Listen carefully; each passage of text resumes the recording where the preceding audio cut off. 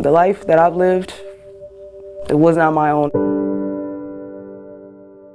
I know it firsthand, the trauma we go through, the degradation, the disrespect, the pain, the misery, the loss of family. I still get scared when I hear knocks on the door. The violence that I endured being trafficked for over 22 years, it was so horrific that it's left permanent scars in my life.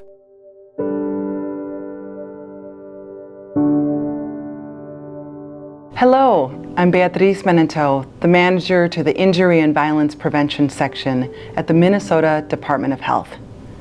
Thank you for watching this important video. Minnesota's human trafficking prevention and response approach spans a statewide network of multidisciplinary partners, including organizations that provide services, housing, shelter, outreach, and support to survivors of human trafficking and exploitation, both sex and labor.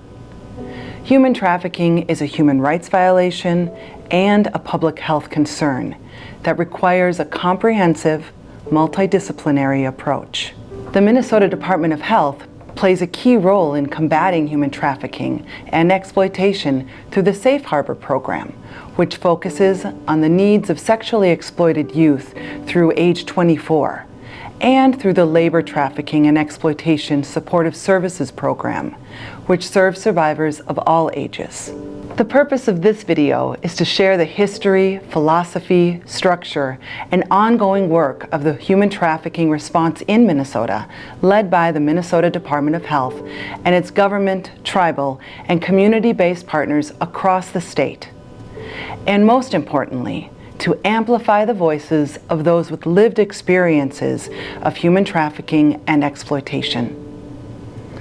This understanding can guide Minnesota in our ongoing efforts to combat human trafficking and exploitation in all its forms, and engage others in helping to build a healthier and safer community for all. So what does human trafficking and exploitation look like? Here are some warning signs that might help you identify if someone is being trafficked or exploited.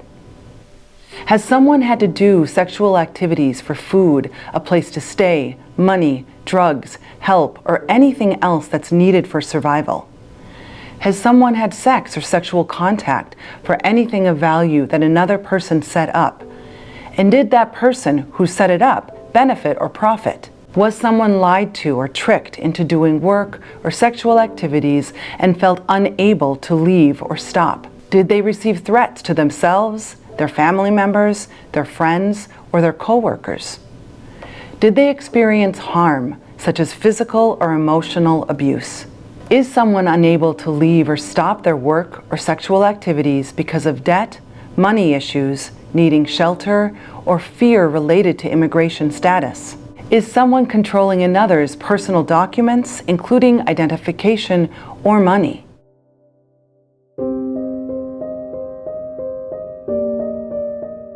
Minnesota's response to human trafficking has evolved over the past 20 years with the development of stronger criminal penalties, the creation of multidisciplinary and law enforcement task forces, and the increased focus on research and data to understand the scope of the issue. In 2011, the Minnesota State Legislature, in response to significant organizing by advocates and survivors, passed the Safe Harbor Law. This law recognizes that young people who are sexually exploited under the age of 18 should not be treated as criminals, but rather as victims and survivors in need of trauma-informed, wraparound services and support. After a planning period called No Wrong Door to lay the groundwork for a statewide network, the first Safe Harbor director was hired at the Minnesota Department of Health. Minnesota is unique in that it centers its response on a public health approach while partnering with other systems, including public safety and human services. The public health lens focuses on several key concepts, including improving health and racial equity, applying harm reduction models, and basing solutions on population needs identified through data analysis.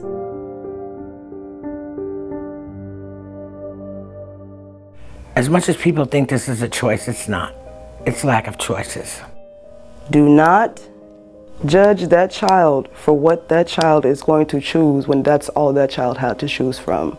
Individuals don't daydream that one day when I grow up, I want to be sexually violated by strangers every day. I want people to understand that this shouldn't exist.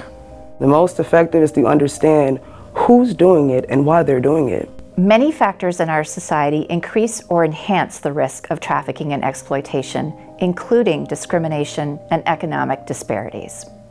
When victims are in desperate conditions and struggling to meet their basic needs, they may turn to survival sex or exploitative jobs just to get by. Data gathered from the Minnesota Student Survey, for example, shows us that boys are equally as likely as girls to be sexually exploited, and transgender youth are at an even higher risk. What we're seeing right now in this population is definitely a heavier presence on women, people of color, and then people that identify as being part of the LGBTQIA+ community. A lot of people have a lot of vulnerabilities. I think it's really does a disservice to victim survivors that we're looking at them through the lens of like who they are versus the experiences they have. We need to recognize the importance of supporting, trans youth, supporting immigrant youth, supporting, Black, Indigenous youth, any youth of color. We do have a gap that we want to fill to serve the male population better and LGBTQ youth and specifically transgender youth. Our participants, they're strong people that are just really looking for love and support and for guidance as well. Often people think that, it doesn't happen. It only happens in other countries or big cities or, but it happens right here in our community. It happens on the reservations. It happens everywhere. Usually in the Southeast Asian community, the people who exploit you could be part of your community. They could be a family member, because for us, everybody's an aunt, a grandma, a sister. I think people get the misconception that we love the work we do. We love and we make lots of money. And that's not true. There's a lot of money that comes through it by all means, but it doesn't come to us. This goes to the traffickers, the individuals who are victimizing us. It goes to our drug addiction that we accrue while we're in this life trying to medicate for those that get addicted to drugs. Well, we call it trafficking because that sounds like movement. But in fact, trafficking doesn't require movement at all. It's really control is the heart of it. And so you can be trafficked in your home community. You don't have to have crossed any kind of borders at all. Those communities, they kind of then become secluded and they're just by themselves. Many, if not most victims, are trafficked by someone they know or someone that they are building a relationship with. If you're online, there's an opportunity for you to be trafficked. Can be a co-worker, a current spouse or former spouse, current or former intimate partner, an employer, a family or household member, can be a friend, a gang member, a spiritual advisor, a family friend, practically anyone.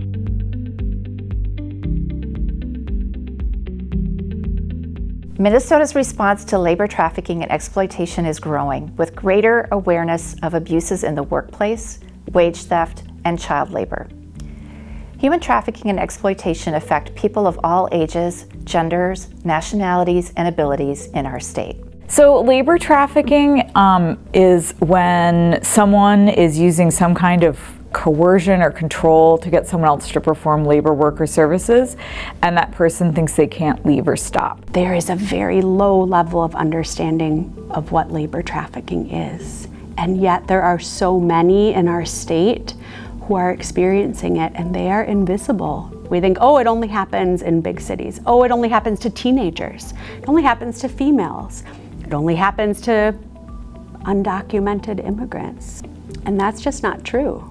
The truth is that anyone can be trafficked regardless of gender or age or background. It happens everywhere. It happens to anyone. In labor trafficking, it's a higher proportion who are foreign nationals, who are non-citizens who have come into this country. I work with the immigrant population, not a foreign national, who are trafficked into this country and are either sex trafficked or labor trafficked. A lot of times your visa is tied to a person. It's your spouse or family member who's sponsoring you or an employer who's sponsoring you, and if that person stops sponsoring you, you lose your status.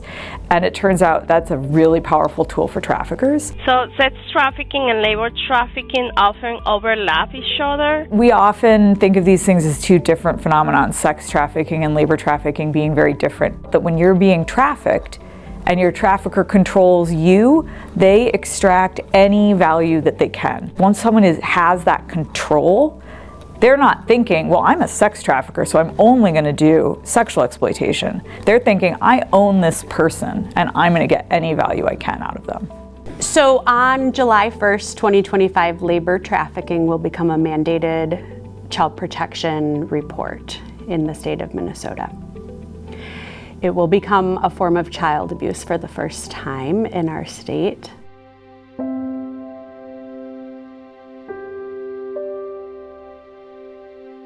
The tribal nations located in Minnesota and the Native serving organizations based in communities throughout the state demonstrate a government-to-government relationship in the human trafficking response. Among these partners is trust.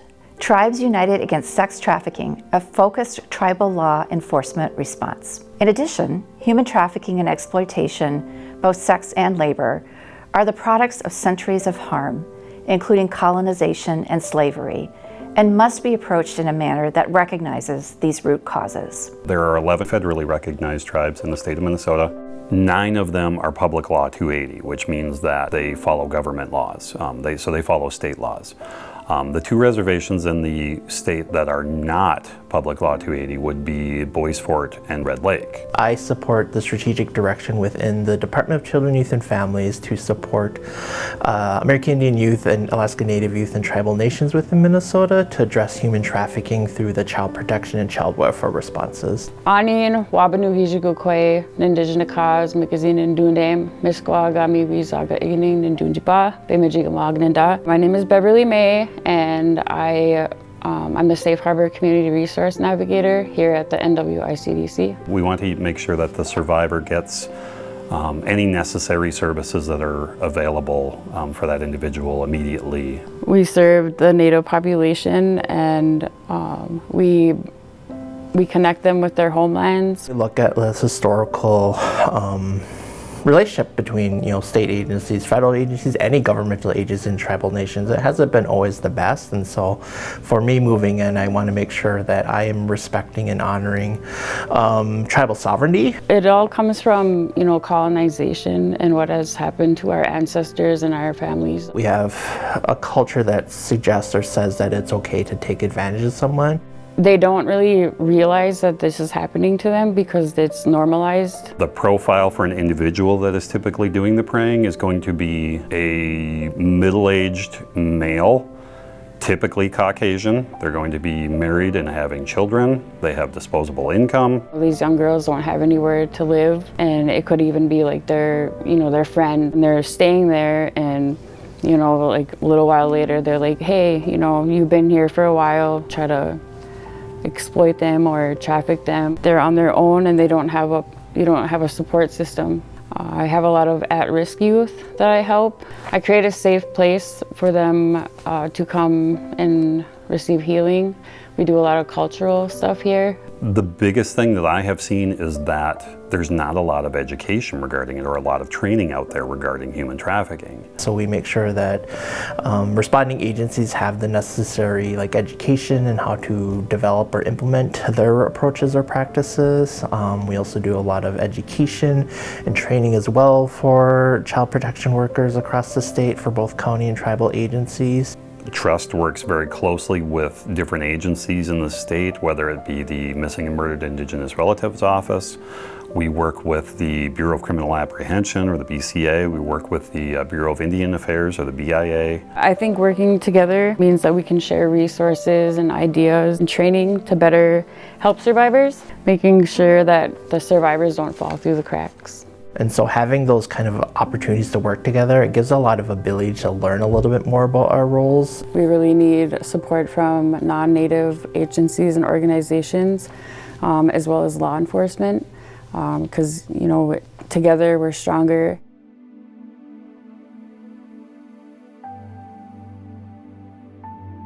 So some of the barriers and the services that our participants need, and what we've seen is access to resources is one of the barriers, and it's a lack of knowledge. I think another thing is definitely having more organizations like TFP that is available to help the participants that we serve and help the community that we serve. Because the more organizations like this there are, the better things we can do to kind of help and change the tides. So. Human trafficking and exploitation are so connected. And in the city, we really try to define human trafficking as a result of so many overlapping systemic inequality, such as racism, sexism, xenophobia, homophobia, transphobia, and other kinds of discrimination. A collaborative response to human trafficking is essential because of the safety of the children and youth. So for us to be really effective in our approach in addressing human trafficking in a meaningful, impactful, and long-lasting manner, we really need all of the other stakeholders working in sync. It is not possible to have just one system, such as child welfare, or pick any other system, right? Respond to the comprehensive set of needs that a youth experiencing trafficking has. It is very important that all disciplines work together on human trafficking investigations. It really takes a village, and in our case, it takes all of the state of Minnesota. From the beginning, we have had the privilege of being led by survivor leaders and those with subject matter experts with lived experience. They paved the way, and the response in Minnesota reflects that. Also, I think in Minnesota we are very intentional about services, providing holistic wraparound services rather than focusing on criminalization. We are very intentional in creating a system that is more focused on healing emotional and physical and overall well-being of victim survivors. What the Safe Harbor for Youth and the No Wrong Door program has really done is expand our worldview to see people as deserving of respect and dignity and safety. It's a collaborative model, and each different discipline provides their expertise to really give structure in the state of Minnesota so that there is a border-to-border response. Minnesota Department of Health provides a regional navigator network with support services no matter where we are investigating and operating throughout the state.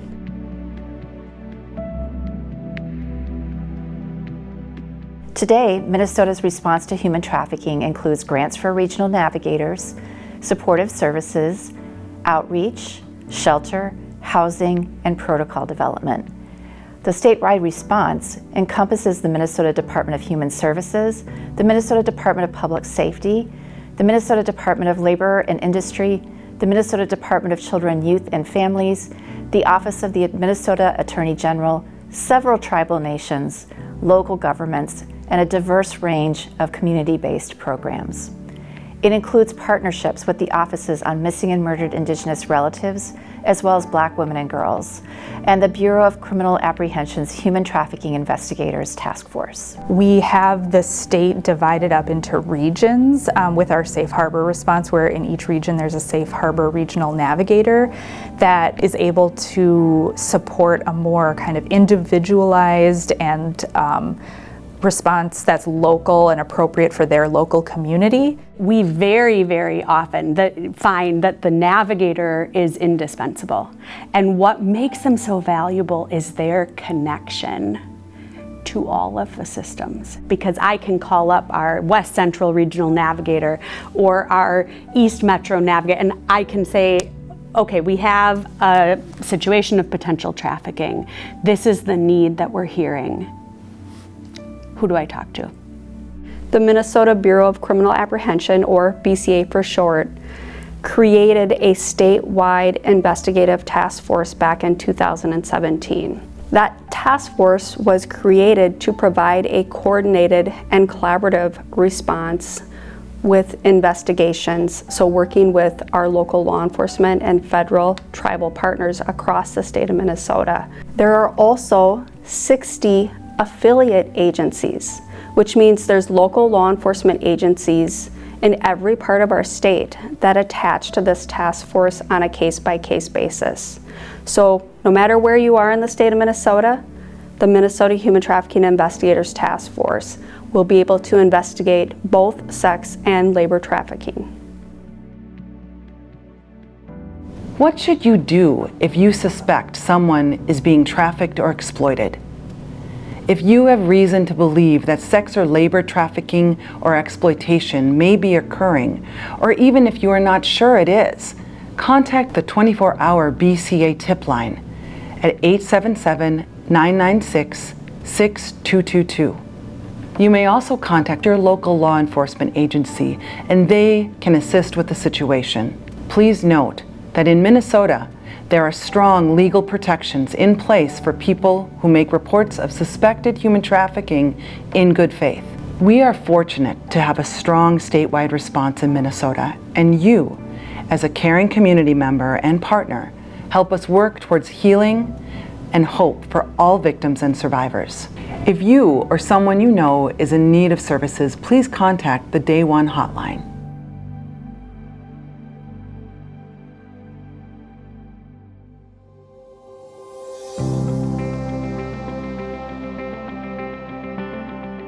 In my role at MCRC, we see young people from birth to 18 who have experienced various forms of child abuse. So that can include physical abuse, sexual abuse, as well as sexual exploitation. I get to work with the adolescents long term, and during that year we look at ways to make sure they're on track with their physical health, their mental health, they're receiving the appropriate services if they have addictions or substance use disorders. I get to see young people go from this moment or this experience of trauma to true survivorship. Lifehouse as an organization offers a whole range of wraparound services. We work with youth from ages 15 to 21. The focus is on getting them stabilized, getting them back engaged with school, getting them engaged with what wellness services they feel that they are ready to engage in, and really trying to stabilize that and give them the normal childhood that they have been missing. We have engaged survivors and people with lived experience as reviewers in our request for proposal processes. And I think having survivors as leaders in this work is important and something that we need to keep striving for in our safe harbor response. Sometimes I give my story because that's the only way I know how. Other times we're doing trainings, things like that. But the main thing is to just give what I know. My experience. We need people to understand and respect where we've come from and understand that when I say no, that's not going to work for me. Believe me, I know better than anyone what I need to get out. Listen to us is what we need.